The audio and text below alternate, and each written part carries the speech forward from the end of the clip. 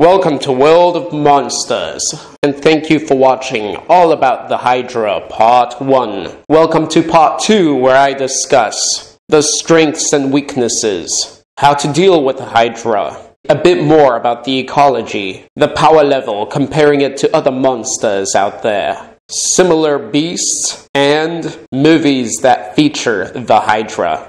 Enjoy!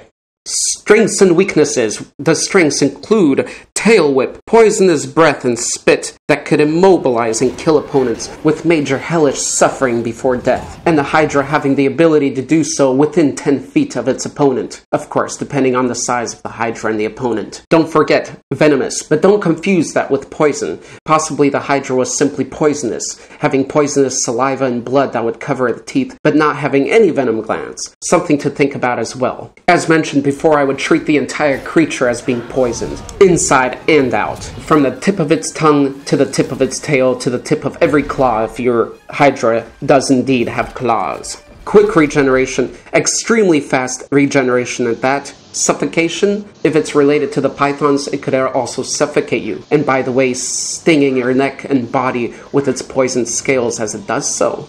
Is 100 the head limit? Is 200? What if there's too many heads? Will it just become an immobile creature that will be stuck in one place, and you can just burn it to death? Weaknesses. Only one immortal head, one major head that must be destroyed to kill the creature. Extreme heat and fire to solder those neck tips so that nothing grows back out. Body shape. As you know with controlling snakes and venomous snakes, once you control the tail, you've got almost full control over the snake. So dealing with a small Hydra or dealing with a team of people, you can control the Hydra from behind by pulling its tail. And this brings us to ways on how to deal with a Hydra in battle. So, slicing and burning, just like Hercules did with his nephew.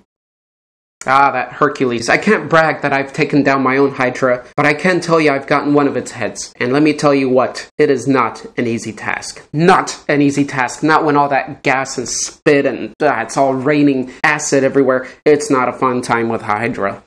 Manage the tail if possible. Stay completely armored so none of that poison enters or touches any part of your body.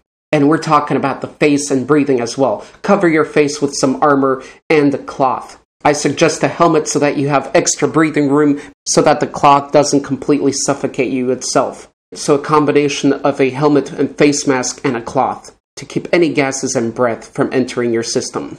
A shield or a sharp-edged shield is not a bad idea, as you can protect yourself and at the same time use it to slice off some more heads. In the end, fireballs and swords. Fireballs and swords. If you got a wizard buddy with you, you've got it solved. Slice off fireball. Slice off fireball. That's how you guys do it. That should be a nursery rhyme these days. Let's go into a little bit of the ecology. Knowing a little bit about the Hydra's anatomy now, we can presume that it likes warm places. Warm to hot. So we're talking about aquatic places such as swamps, beach sides, river sides, aquatic and semi-aquatic, possibly dry places such as deserts and semi-deserts, onto jungles, forests, and savannas. Since it was used as a guardian, it was probably highly territorial. Food, carnivorous. Plain and simple, carnivorous. And probably mostly only live prey, as we see with snakes. So basically, anything smaller than itself, or larger. Because it was said to eat humans, but one of those heads, we can imagine, may not have been big enough to swallow an entire human. So the heads could have been more lizard-like, or dog-like, wolf-like, or dragon-like, where they work together to tear apart a creature and eat bit by bit with each head. Now, snakes don't usually eat like that, but the Hydra is not completely a snake either. It could gobble up with each head. Maybe the jaws expand like with snakes, they unhinge, and they open up in the middle so they can eat larger pieces. Maybe they work together to tear apart. Many things to consider on the feedings of Hydras, but I would say eating something bigger than it, like a giant or dragon, I think it would be able to feed on that. It would work around and figure it out.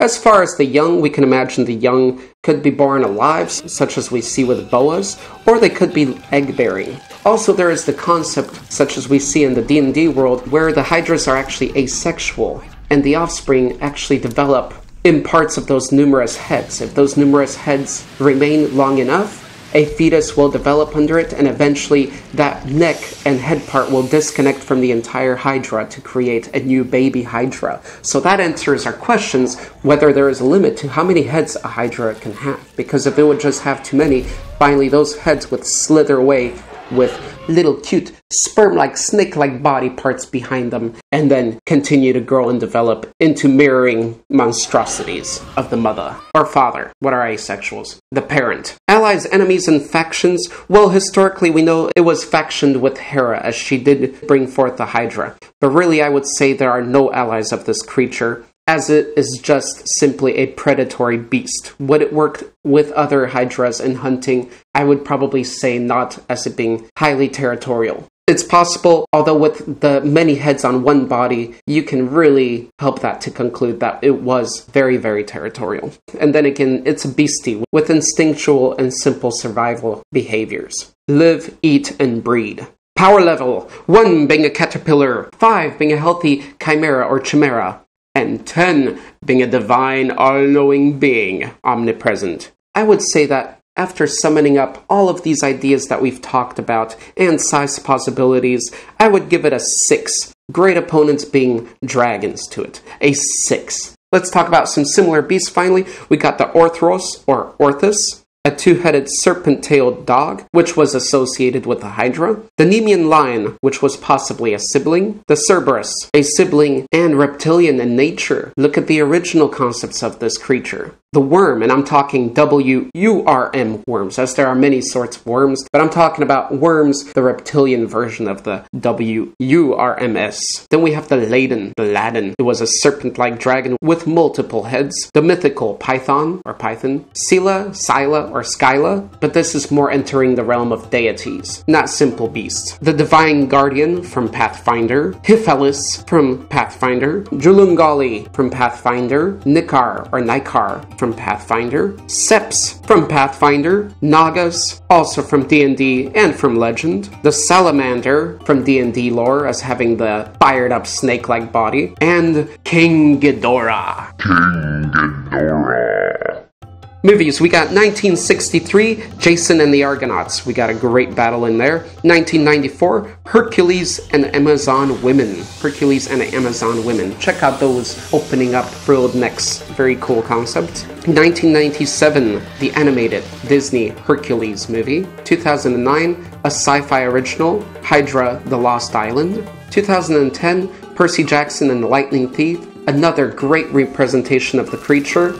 Killed too easily, possibly, but nonetheless a great work of art in that movie. And 2014's Hercules. I hope you enjoyed this episode where we discussed the Hydra. And let me know what creature you would like to see next in this series. Please like, comment, join our World of Monsters group on Facebook to help us with polls to make this channel greater, better, and more monstrous just for you. And once again, this has been Monster Master Arthur. Farewell.